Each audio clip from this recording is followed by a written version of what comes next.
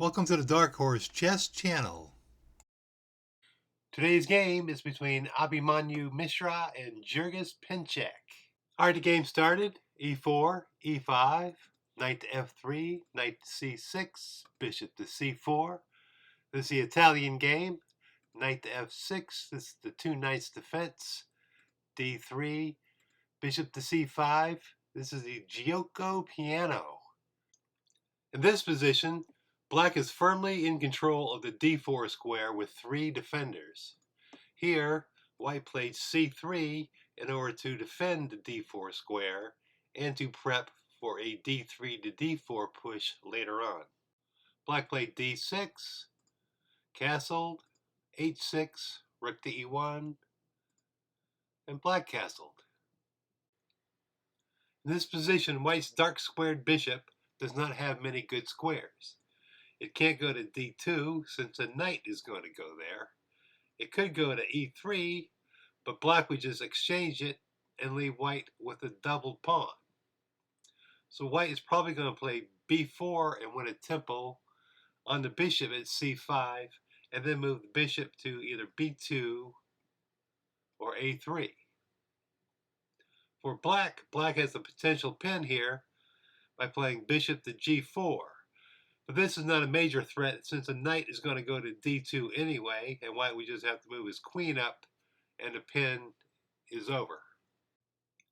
Knight on B to D2 is played. The dark squared bishop can't move. Black responded, bishop to B6, B4, and then knight to E7.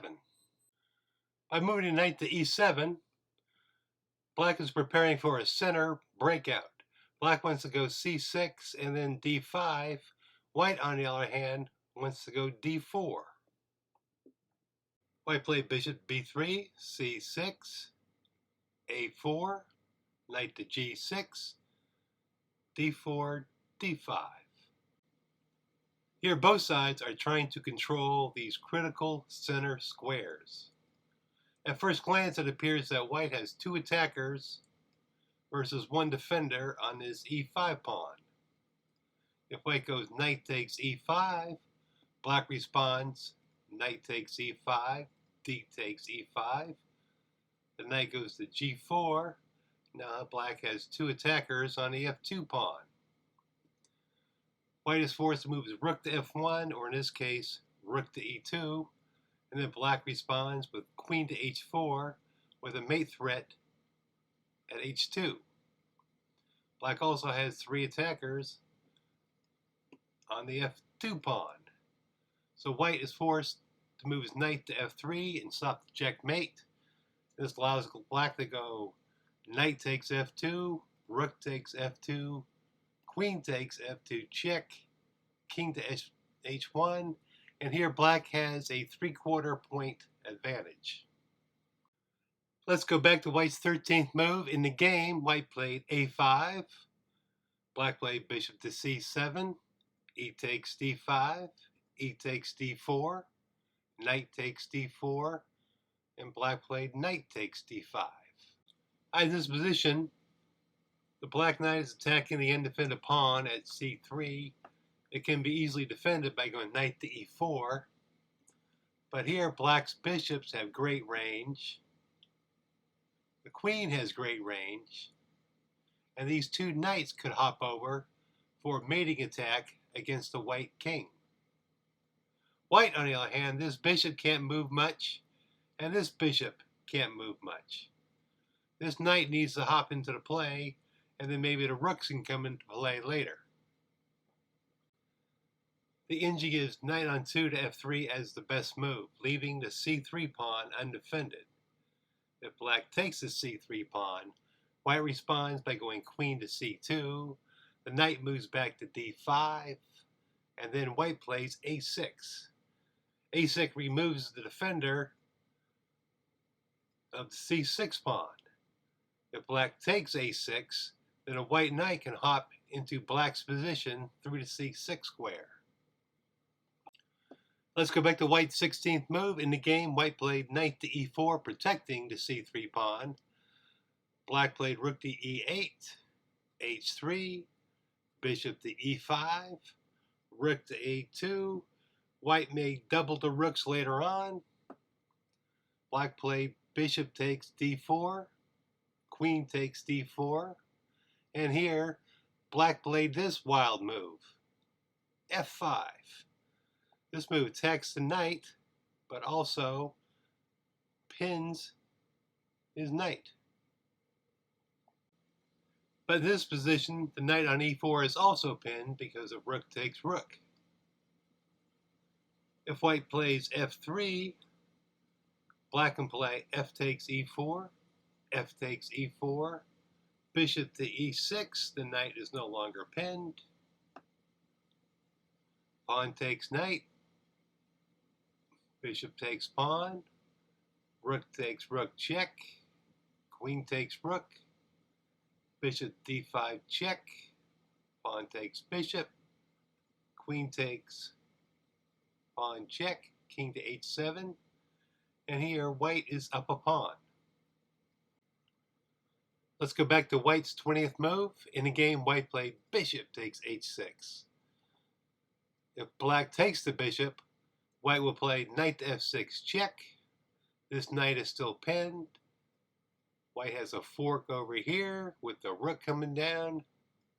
So black is forced to play queen takes knight, queen takes queen, rook takes rook check, king to h2, and here white has a 1 2/3 point advantage. All right, let's go back to black's 20th move. Black did not take the bishop. Black played queen to d7, which was the best move, and white played knight to f6 check, forking to king and queen. Here taking the knight was forced. White responded, rook takes rook check, queen takes rook, queen to f6, queen to e1 check, king to h2, queen to e5 check, exchanging the queens, queen takes queen, knight takes queen. In this position, black has a slight material advantage, but the knight on d5 is pinned, and the rook hasn't moved yet. The engine rates this position exactly equal, with the best move for white being rook to e2. White did play rook to e2. The knight went back to f7, attacking the bishop. White played bishop takes knight, pawn takes bishop. White played rook to e8 check, king to h7, bishop to f4. Black has a slight material advantage. However, the bishop is pinned. Black's knight is dominated by the white bishop. Black has two isolated pawns, while white's pawns are all connected. The only problem for white is he has to keep his king on the dark squares to avoid a check by black's bishop. Here black played b5 and white played a6. The bishop can't take the pawn because a rook takes rook. And the bishop can't go to b7 because a rook to e2 and white wins the piece. Black also can't go to b7 because a pawn takes bishop, rook takes rook, the pawn queens, rook takes queen, bishop takes rook, a6, and this is a 1 endgame for white. The engine gives white a 1.74 point advantage. In the following sequence, black must use the king and the knight to force the white rook off the 8th rank. The biggest concern for white is to avoid repetition of moves. Black played knight to h8, king to g3, knight to g6, bishop to d6, dominate the knight again, king to g7, and white played h4. White has a nice pass pawn down the h-file. King to f7, attacking a rook, rook to d8, f4 check, bishop takes f4, knight to e7, h5, knight to c6, attacking a rook, rook to d6, attacking the knight to e7, the rook went back to the 8th rank, knight to c6, attacking a rook, rook to h8, king to g7, rook to e8, king to f7, rook to h8, repeating, king to g7. And here, white took the rook off the 8th file and played rook to h6, attacking the knight. The knight went to e7, king to f3, bishop to f5, and after 43 moves, the black rook can finally move. The engine gives white a 0.71 advantage, but black still has drawing chances. Rook to d6 was played, a good move, king to f7, g4, bishop to e6, and white played bishop to e3, attacking a pawn. If white wins the a7 pawn, white will have passed pawns on both sides of the board. Here black played rook to f8, setting up a sneaky discovery attack against the white king. If the knight moves, then the black king could go over here for check and then win the white rook. But here black played bishop to d4, which was the best move. Black responded by playing rook to g8. Black is now threatening to win both these pawns. Alright, if white goes h6, black responds, bishop takes g4 check, king to f4, bishop to d1. Black would like to stop the pawn this way, but there's not enough time to do that. White plays h7, rook to g4 check. The white king cannot go to e5 because of rook to e4 checkmate. So the king is forced to go to e3. Rook to h4, attacking a pawn. King to d2. And here the best move for black is to go rook takes h7 and let the white king take the bishop. And after king to e8, this is a one endgame for white. Alright, let's go back to white's 48th move. In the game, white played bishop takes a7, giving up both these pawns.